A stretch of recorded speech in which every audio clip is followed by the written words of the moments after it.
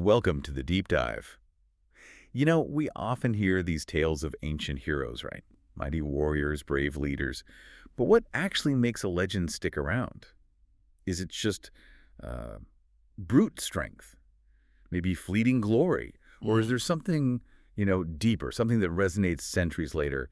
Today we're doing a deep dive into a saga that really digs into that exact question. It's true. These old stories, they're often much more than just, well, lists of battles. They pack in these profound insights about the human condition, truths that still feel incredibly relevant. Absolutely. And our focus today is Hroald Ironhand. Now, Ironhand, it sounds literal, doesn't it? Powerful. But for him, it meant his hit had the force of a blacksmith's hammer. Yeah. Powerful, right? Not an actual prosthetic or anything. He started out pretty humble, son of a farmer Kittle, and his mother was Astrid. But yeah, not your average farm kid. The saga says by 12, he could lift a battle axe. 15, he kills a bear. And by 20, his name is already being whispered amongst the Jarls, the powerful chieftains. It's kind of amazing, isn't it, how fast his raw talent just pushed him way beyond those origins. Really sets the stage for a life of, well, ambition and conflict. Definitely not quiet farming. No.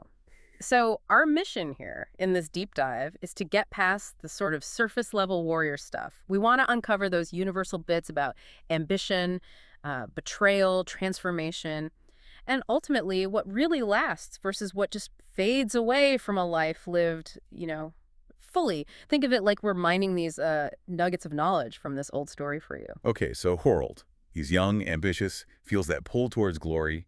He swears himself to this really big Jarl, Sigtrygr.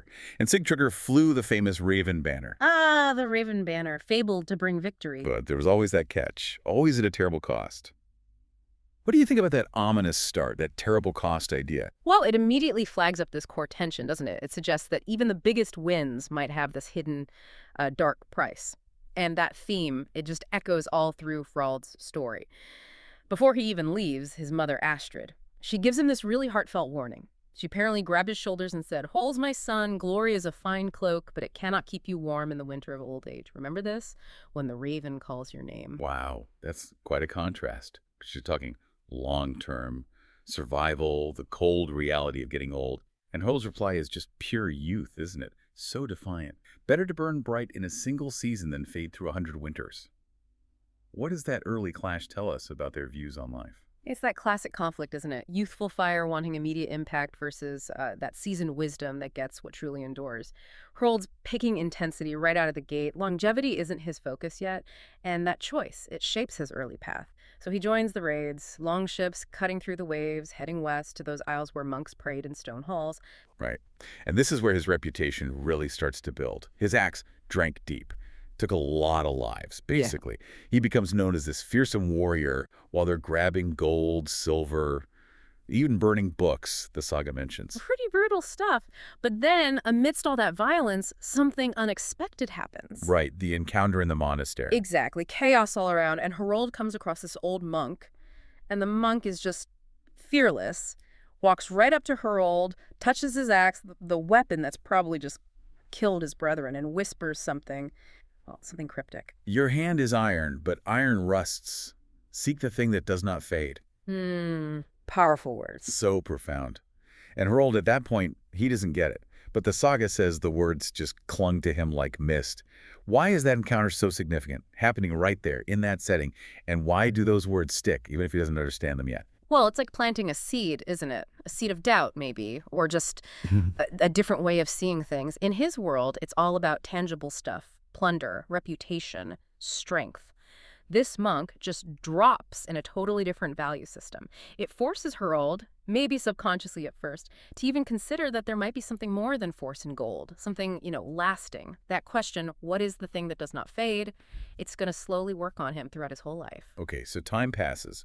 Hroald keeps proving himself, rises up the ranks, becomes Sigtrygr's champion, his right-hand man, basically. Top warrior. But, like you often see in these stories, success starts breeding jealousy, envy. Right. The Raven Banner might be bringing wins, but it's also bringing losses. Constant fighting means losing warriors, and specifically losing Hroald's friends, men he'd sworn brotherhood with. That starts to weigh on things. And then the whispers start in camp. It's not the Jarl the gods favor. It is Hroald. Ouch. Yeah, that's dangerous talk. It feeds right into the Jarl's insecurity. This rising star is maybe getting too bright. And Sigtryggr's fear, it boils over into this really chilling act of betrayal.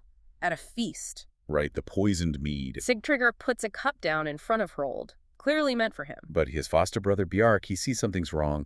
He nudges it away just slightly. A small gesture, but huge consequences. Hours later, Bjark's dead. Poison. It confirms everything. Sigtryggr's fear, his willingness to betray even the closest bonds, Bjark's sacrifice. That feels like a massive turning point. It absolutely is. It shatters Hrold's world. That bond of brotherhood was incredibly sacred. Bjark's selfless act really throws Sigtryggr's treachery into sharp relief. It forces Hrold to see loyalty and betrayal in a much harsher, much more personal light.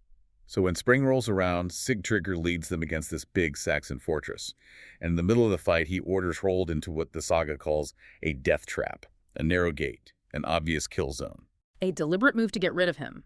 But Hrold's fury just explodes. Against the odds, losing many men, he and his warriors somehow punch through.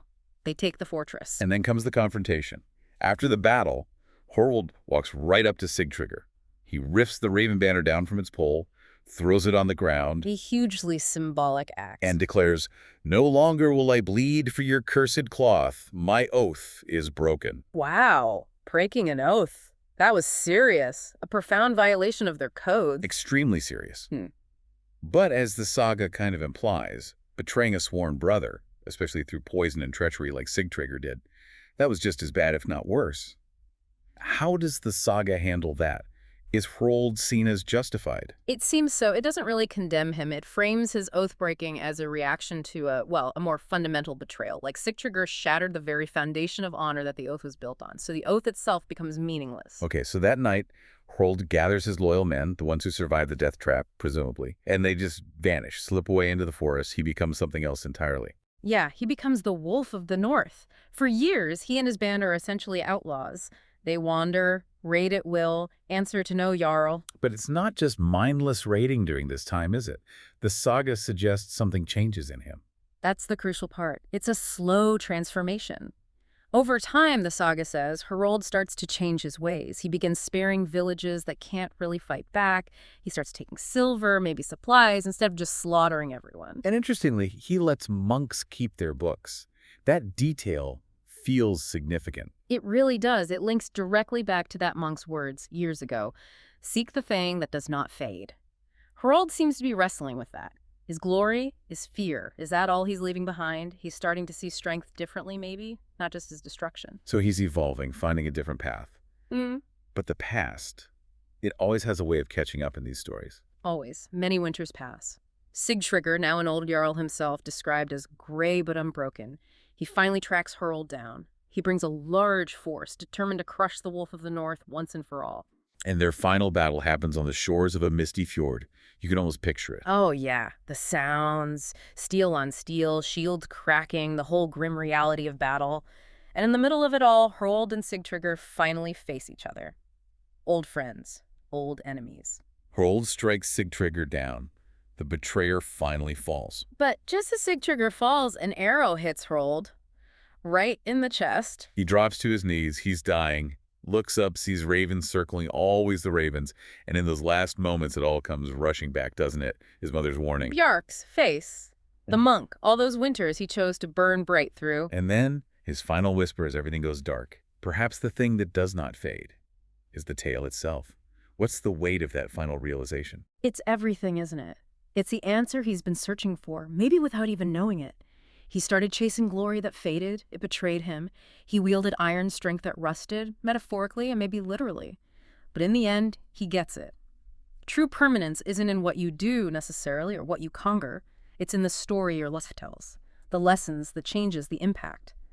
And the saga itself confirms this. It says the Wolf of the North died, yes. But his story, the skalds, the poets, the storytellers that carried it, through generations, it's still told, even now. That's the thing that didn't fade. It's the ultimate answer to the monk's riddle. What a journey from this glory-obsessed young warrior Yeah. through betrayal, becoming an outlaw, questioning everything, and then finding this deeper meaning right at the very end. Not in the battles won, but in the power of the story itself.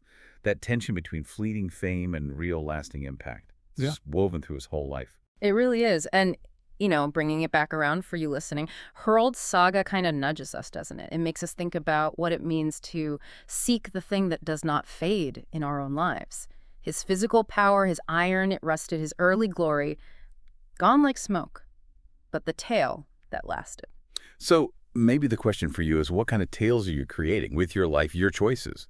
What do you believe really lasts beyond the day-to-day wins or struggles of your own saga? What feels like solid iron right now in your life? Vital, strong, but might be something that could rust down the line. Something to think about.